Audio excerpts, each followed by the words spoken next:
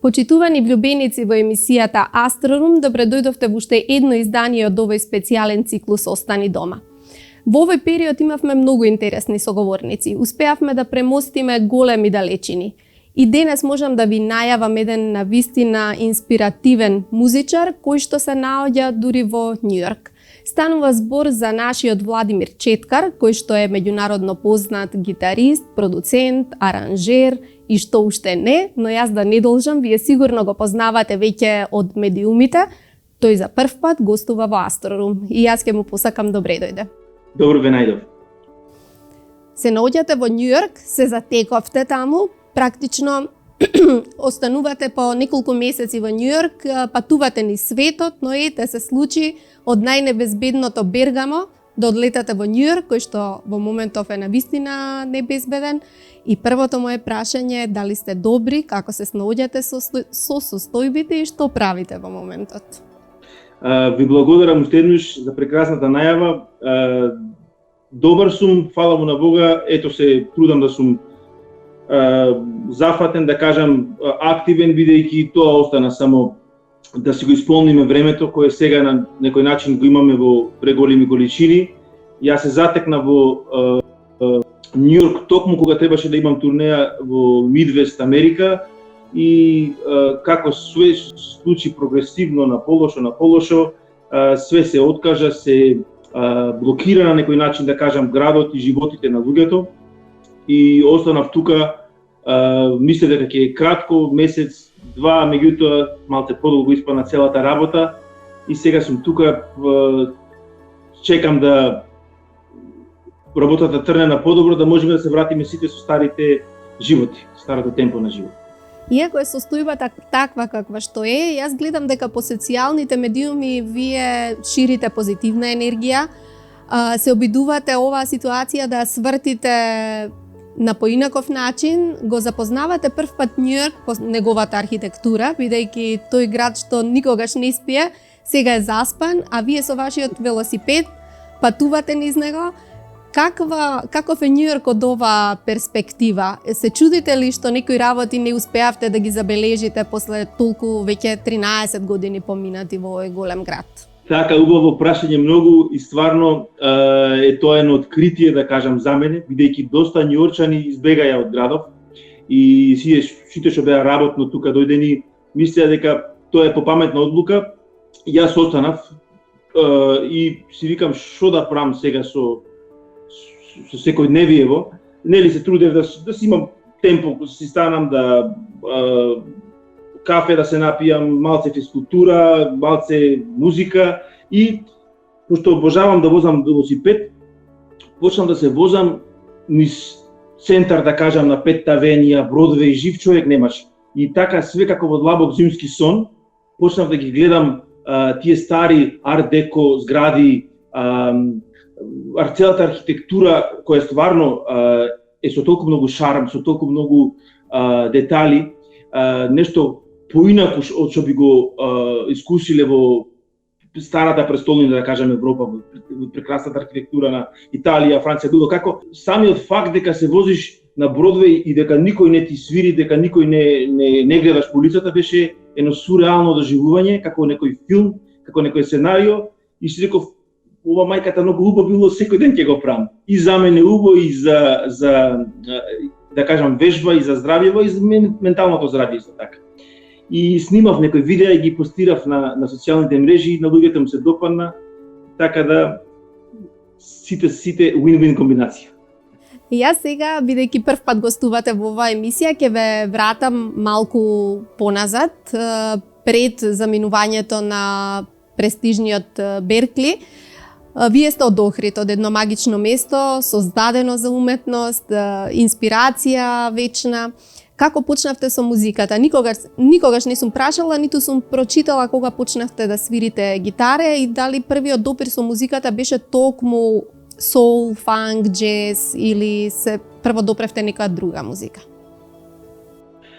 Па, вака, јас, бидејќи кога расте во Охрид имаше и уште има само основно музичко училиште, меѓутоа немаше инструмент гитара како предмет за изучување, како инструмент за изучување и стално им досадвев на мојве, сакам гитара да научам да свирам, значи зборам уште кога прво оделение, второ оделение и мајка ми рече: Владко, нема гитара, имам виолина, тоа е многу слично, скоро исто. Не е, ама јас така како мал воодушевен реков супер, мамо ќе научам виолина и како што почна прва, втора година на музичко беше супер, меѓутоа повторно се сакав гитара. И на крај почнав сам да се учам гитара, паралелно со виолината, за на крај да скроз се концентрирам на гитара.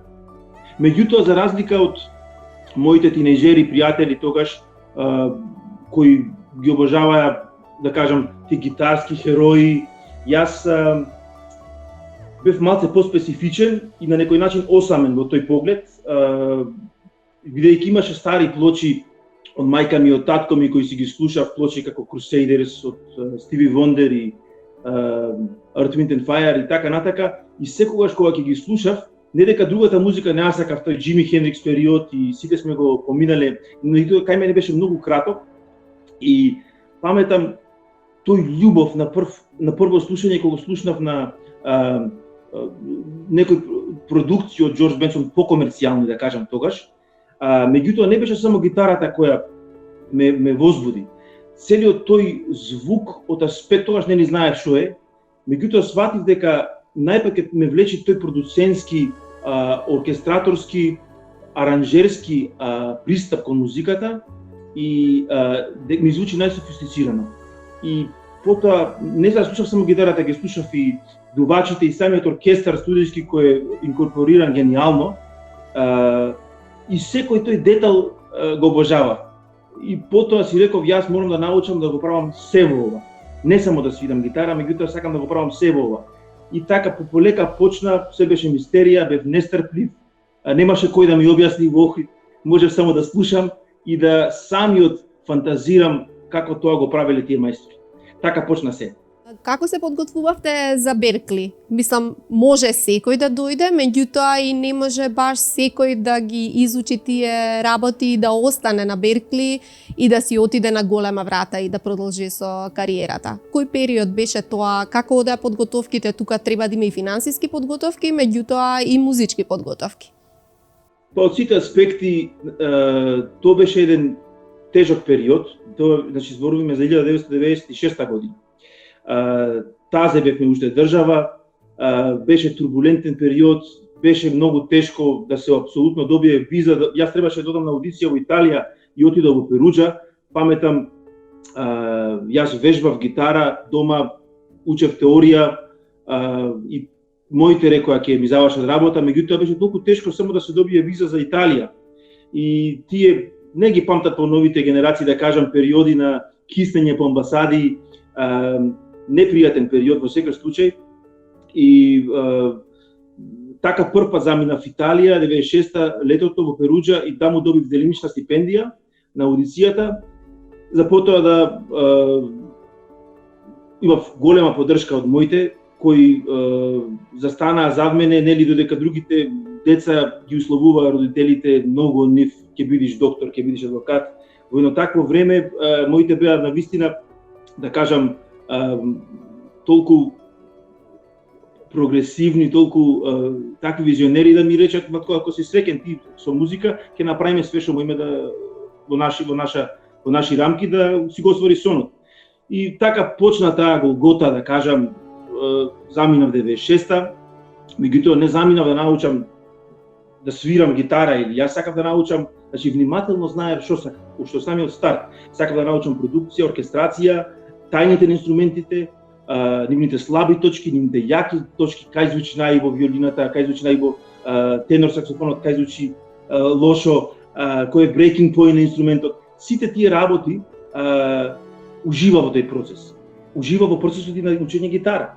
Имав, да кажам, една свирста визија, викам, ова не е за фраканција, сите правиме огромна жртва, и јас и моето семејство, морам да дам све од себе, стварно да научам. И сваќајќи дека тоа е само школа, дека тоа нема да те спреми за реалниот живот што после доаѓа и што ќе правиме после. И во секој случај све правев со 100% без план Б, со никаква резерва, со целата моја пасија, со љубов, бе фокусиран да научам и уживам во целиот тој процес. А како рековте преку плочите сте ја запознавале музиката и мене ме фасцинира еден факт кај вас, што вие сте сепак младо момче, кое што не се грижи дека ќе биде оценето како по музиката како анахрон, бидејќи звучите фанк, соул, джез, споменавте Earth, Wind and Fire, Chic и така натаму, Бенсон ве споредуваат, а од друга страна не сакавте да посегнете по некакви посовремени средства, полесно да поминете, да стигнете побрзо до својата автентичност, а ваму се мачите бидејќи имате такви оркестрации што бараат цели оркестри, но тоа пак ви даде можност, ете вашата музика сега да се слуша во Макдоналдс во Азија, значи да сте конкурентни по топ листите и со целите ваши продукти, не само како гитарист или некаков кантавтор или така некако. Дали некогаш се запрашавте, дали го избравте вистинскиот пат, некој ве поколеба, ви забележа, во кои води се движите? Убаво прашање и токму тоа на крајот испона да е мојата најсилна особина, токму таа различитост, бидејќи како што почна 90-тите години, како што почна развивањето на софтверот музички, на некој начин тие студија кај што се снимаше, кај што целијата таа продукција беше работена со живи оркестри, со живи ритам секции, со размена на таа енергија, спласта. И потоа све се замена, да кажам, со еден лаптоп, со помалку снимање и на некој начин тој бизнис модел стана. Меѓутоа, луѓето заборавија дека ништо не може да ги замени живите гудачи. Луѓето заборавија дека ништо не може да ги замени живите дувачи. Напротив, тоа дури звучи толку ефтино и кич, меѓутоа луѓето како да го загубија тој осет, што е разлика измеѓу жива инструментација и што е разлика измеѓу синтесајзери, лупови, кои исто така беа многу популарни и сега се стандард, меѓутоа заборавија дека ние сме живи организми, дека дури и нашето срце не чука перфектно, кога ќе се возбудиме малце побрзо, така и свирката. Ништо не е перфектно. Секој бит на бубњарот е различен, ако го гледаме како бран, кога ќе се сними. И тоа мене што ме фасцинираше, и не само мене, него имаше едно цело андерграунд движење, кои беа фасцинирани од стариот начин на продукција. Така да јас се најдов во ситуација да кога ќе снимав албуми, дури мора да најде инженер кој е стручен да ги озвучи гудачите, бидејќи до тогаш не го работеле то, и тогаш со мои очи почнав да гледам колку најнушка се промена со целата технологија, концептот на работа. Меѓутоа, токму тој звук кој го работав, го нарекоја прво во британскиот магазин Soul and Blues магазин, кој е еден од најреспектабилните во светот за оваа музика, токму рече ова е враќање назад, меѓутоа новиот винтидж. Концептот и времето во кој се пишуваат песмите се денешни, меѓутоа начинот на работа е, да кажам, легаси, наследство на тој стар класичен пристап.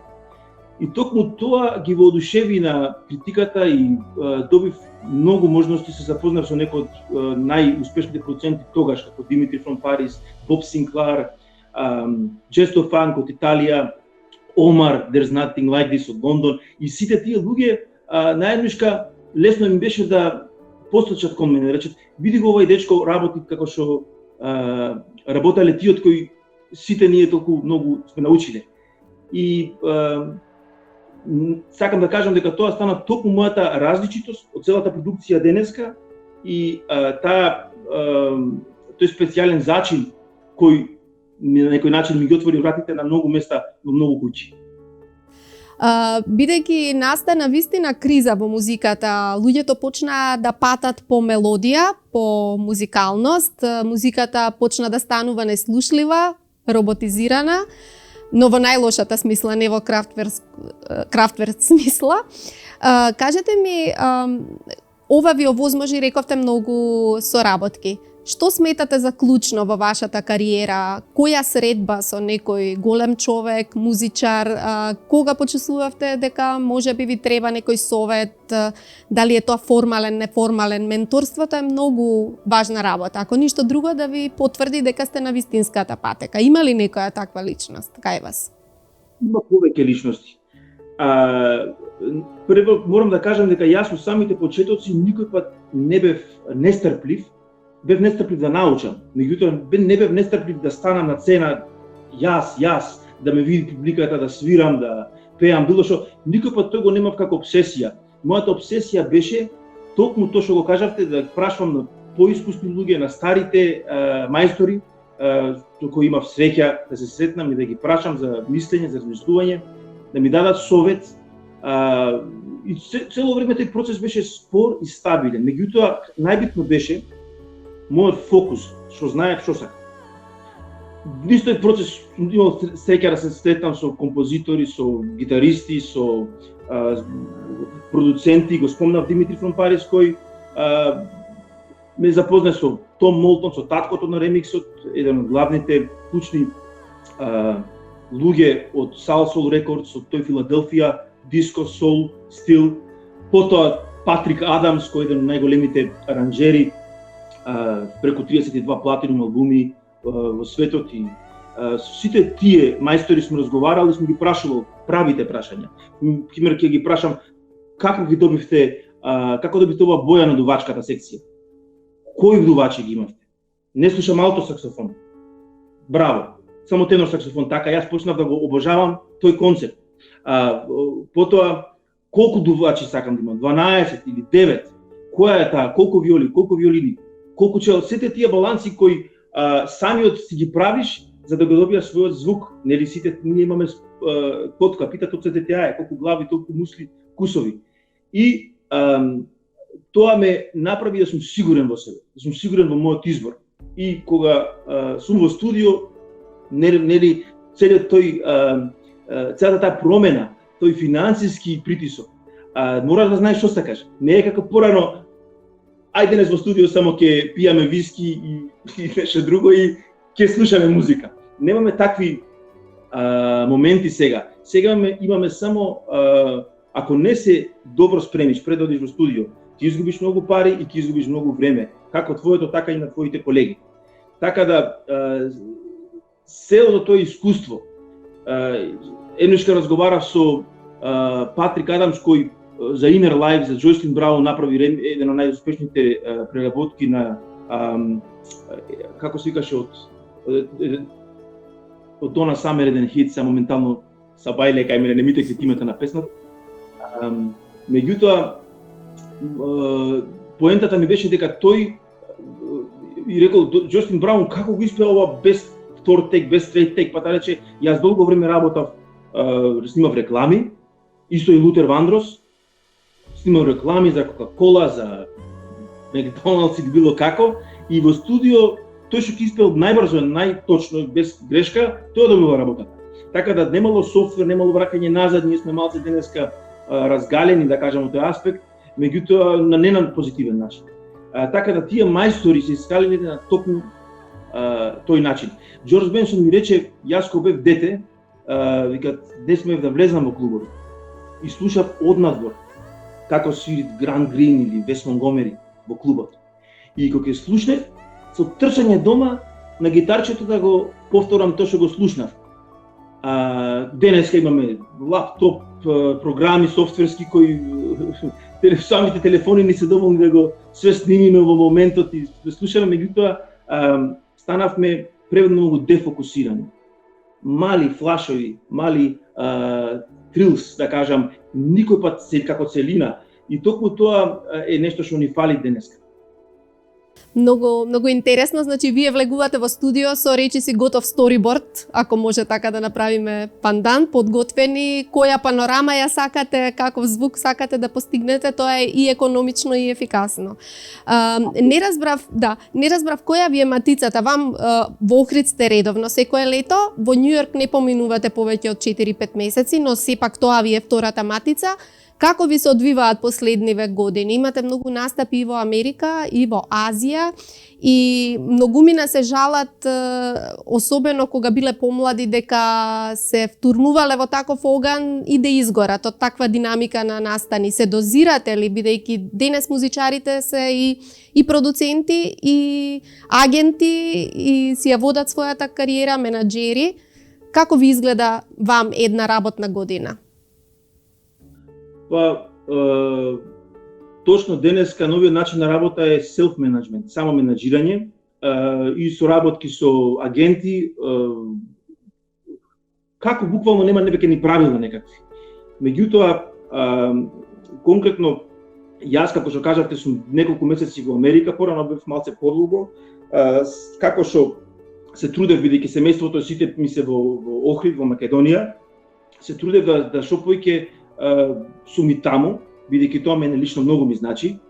И на некој начин нема друга опција, бидејќи кога работаш авторска музика, самата таа е многу поинако, те обврзува на поинаков начин неголи кога работаш како сайдмен, кога свириш каверс, кога работаш, да кажам, секојдневни настапи, е многу поинако. Кога сакаш да си направиш име и резиме, ти ќе направиш договор со некој клуб, по-елитен клуб, како Iridium, како Regatta Bar во Бостон, Blue Note во Њујорк, и тој клуб, доколку успееш да влезеш да настапиш во неговата програма, преку програмскиот уредник, ќе потпишеш договор дека минимум 30 до 60 дена нема да настапиш повторно во Њујорк, или во Бостон, или во Вашингтон.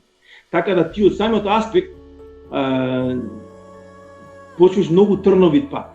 Меѓутоа, пат кој, ако успееш, дури малку е поголем успех неголи од секој ден по 2 настапи.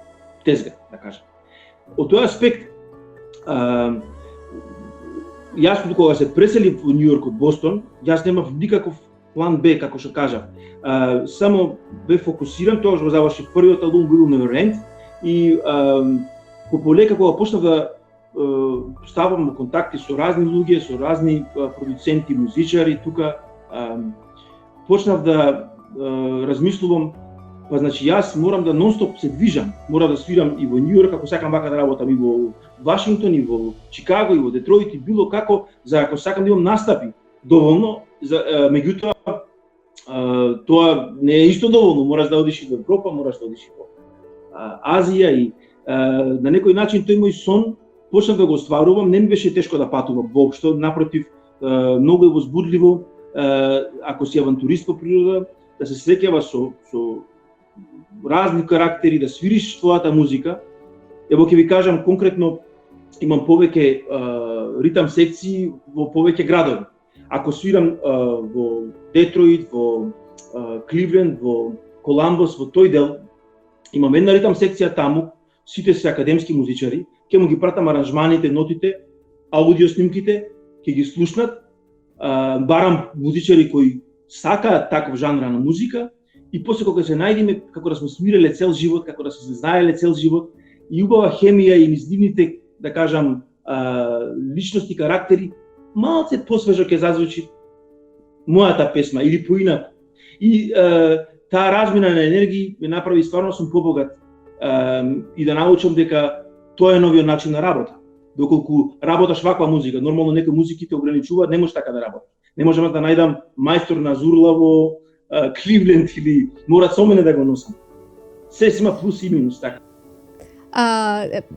Споменавте на почетокот дека срцето не ни чука исто, што велат тавитијановци, може и во 7-8 мини да чука, меѓутоа вие ја сакате својата земја, долго време поминувате овде, но тој фолклор не навлезе на онаков агресивен начин во вашата музика. Да не знаат дека потекнувате од Македонија, ќе мислат дека сте од Америка, според естетиката. Дали е тоа намерно така или бегате од македонскиот фолклор или едноставно естетиките не ви се допираат? Знаете како, тоа е многу убаво прашање и многу често ми го поставуваат луѓето.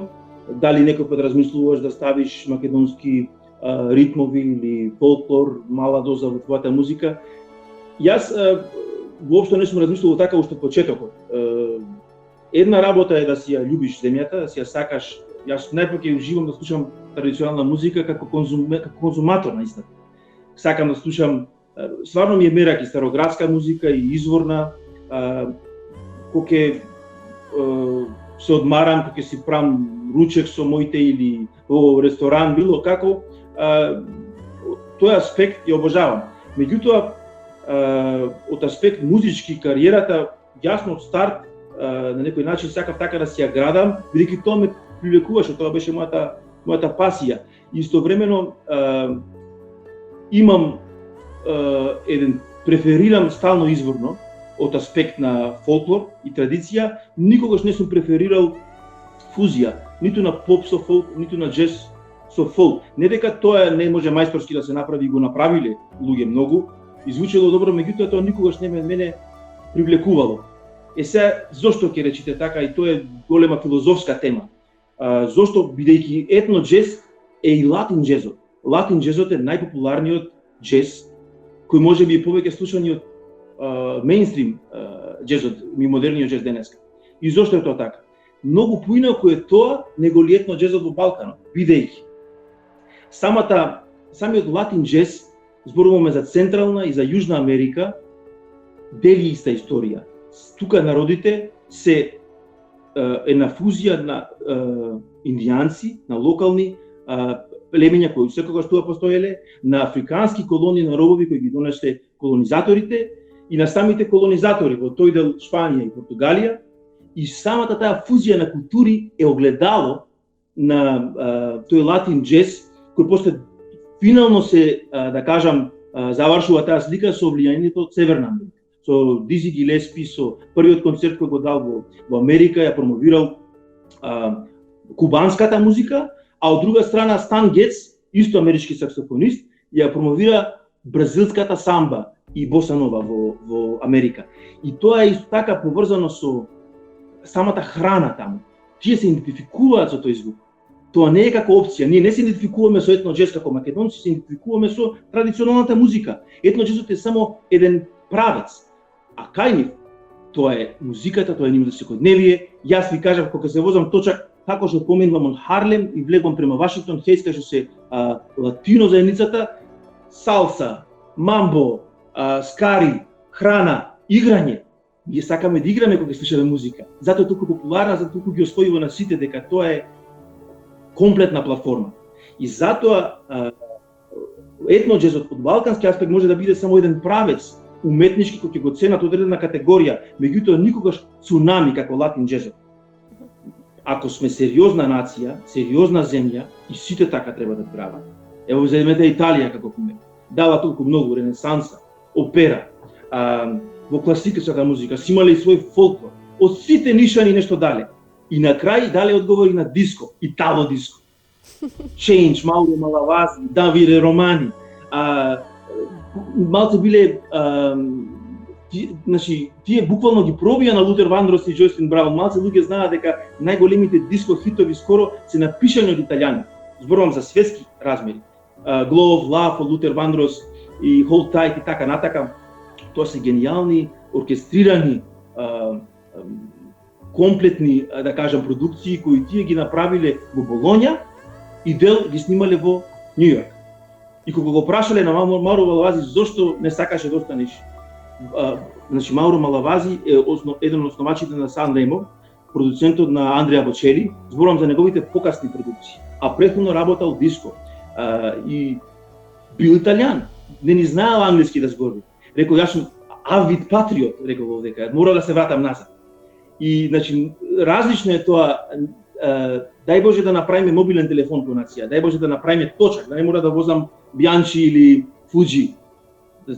Ме разбирате, јас сакам да креираме и да сме на сите полиња активни, тоа е мојата визија, меѓутоа тоа да го правиме со љубов. Јас многу добро ве разбрав и мене оваа тема многу ми е интересна и ми дадовте некои суштински одговори. Значи, вие сте за нешто органско наспроти Франкенштајн градба. Би требало да ги фаворизираме нашите главни адути.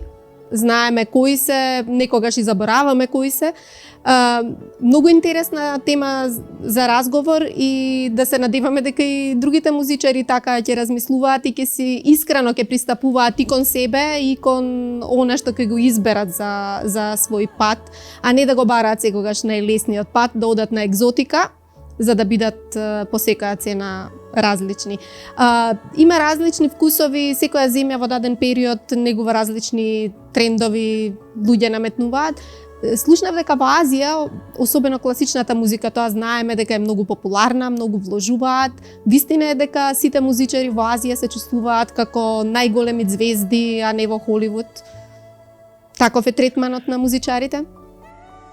Убаво прашање, меѓутоа да не ми замерите, само сакам уште нешто да додам што преска го изумив, во врска со тој целиот контекст, и одма ќе се вратам на тоа. Исто така, не смеме да заборавиме дека имаме феноменални мајстори кои го негуваат тој традиционален звук, автентичен звук, танец, како ансамбл и многу други имиња, да не кажам некој, за да не кажам да не го навредам. Сите има прекрасни музичари кои тоа цел живот го изучувале. И од друга страна е неблагодарно да експериментира со нешто со кое не си ни доволно навлегол, чисто бидејќи ушето тука тоа ќе го прифати и не го знаете оригиналниот извор на сакам да кажам, многу деликатна тема и мора да се респектираат тие кои цел живот го инвестирале себе си да го научат тој, да кажам, традиционален, таа традиционална есенција која не идентифицира. Меѓутоа, враќајќи се во на прашањето за Азија, тоа е нормално најголемиот континент, најмногу луѓе живеат таму, ако живеат во Европа милиарда и во Америка милиарда, во Азија се 5 милиарди луѓе, и Јапонија, Кореја и тие две земји претежно, да кажам, се малце пред сите кога станува збор за джез фестивали, за парирање на таа западњашка култура, прифакање на истата од аспект на музика и друго, додека Југоисточна Азија е малце понова територија, зборувам за Тајланд, за Малезија, за Индонезија, и најбитно од се е што таму ти даве шанса еднаква, која не бидете ја дале дури ни во Европа, па ни тука во Америка. Имав неколку прилики да вистина да имам феноменално искуство и во Тајланд и во Кореја, кој ми остана за секој пат, е моите најуспешни концерти пред публика кај што нема ниту еден, да кажам, балканец, него 15.000 корејци кои избесна, а од другата страна веднаш после тоа свиреше Стенли Кларк. На некој начин не им беше битно што тој е легенда на бас гитарата и музиката, тие буквално критиката беше магепсана од настапот кој тогаш го направи делсо македонски басист, музичари, Ѓоле Максимовски свиреше бас, Виктор Филиповски тапани, Филип Стевановски на тромбон, Коди Роландс од Америка на труба и Лукас Холмс од Коламбус, значи мешан бенд бевме, меѓутоа импресијата беше таква енергија, таква една, да кажам, позитивно здивена публика, што буквално не збуна на сите нас. И сакам да кажам дека тие не диференцираат меѓу американски музичар или помеѓу македонски уметник. Ти даваат еднаква шанса. Нормално, ништо не е фер на планетата, меѓутоа таму се почувствував како да сум на вистина сакан и недискриминиран, без разлика од каде доаѓа. Многу е интересен разговорот, знам дека полека ќе треба да привршуваме и сега кога го споменавте Џоле Максимовски и Филип Стевановски, вие соработувате и со македонски музичари, во таа смисла не дискриминирате, свирите со музичари од целиот свет, ништо не ве спречува. Зад себе имате многу албуми, минатата година го издадовте, овој што еве се уште се промовира и да. Сега не знам да ве прашам што во моментот компонирате, правите тоа, несомнено не ве попречува целата ситуација тоа да го правите, но сигурно живите настапи ви се сопрени. Кога ќе се пуштат границите, предпоставувам дека некои настани се одложени, дека сепак ќе се реализираат, но што е она најизвестно што можете да ни го најавите од вас? Тоа е, не знам, да сите сме во истава ситуација, како што спомнав, јас изгубив доста настапи тука, настапи од кои нормално планирав и да заработам и меѓутоа една работа која е утеха во една ваква ситуација лично за мене е што кога работаш авторска музика се е споро, нели, помалку настапи, помалку како сајд мене многу различито, свири со многу луѓе, со многу бендови и е поинаку. Меѓутоа, кога свириш авторска музика, еден албум, и ако успееш да го пласираш на радио, па втор албум, ако успееш да го пласираш на радио, се оствариш малку поголема фан база, па трет албум, и сето тоа се акумулира и добиваш редовно тантиеми, бидејќи од тоа живееме, нели, и на некој начин е нешто што ако работаш авторска музика е плюс. Меѓутоа не е доволно, сакам да кажам да сите ни е тешко во овој период, бидејќи нема некоја стратегија, аз не знам колку долго ќе траи, па не знам ни каква стратегија да правам. Во контакт сум за презакажување за турнеиве тука во Азија, за една турнеја сум во контакт исто, меѓутоа не можеш да знаеш, ево токму денеска авионската компанија ми откажа картата за Македонија, бидејќи ништо се е неизвестно и не можам да знам до кога ќе траи ова. Цврсто сум убеден дека музиката не е за телефони и тие социјални медии вистински, него музиката е за пред публика и чекам да се врати тоа време. Јас можам само да ви посакам што побрзо да се вратите таму кај што се чувствувате најприродно и во Охрид, но и на сцената со вашите колеги. Јасно е дека цврсто стоите на вашите ставови, дека не сте се поколебале, дека уживате во тоа што го правите, а и публиката ужива во тоа што го слуша од вас. Мене ми беше особено задоволство што можевме да поразговараме, но овој разговор е само дел од она што имате да кажете и да покажете. Но јас секогаш велам, најголем простор ќе оставиме на музиката и ќе уживаме во она што ќе го создавате и следниот период. Ви благодарам многу. Ви благодарам од се срце и да сме здрави и живи, да се видиме, да се помабетиме во студио кај вас другиот пат.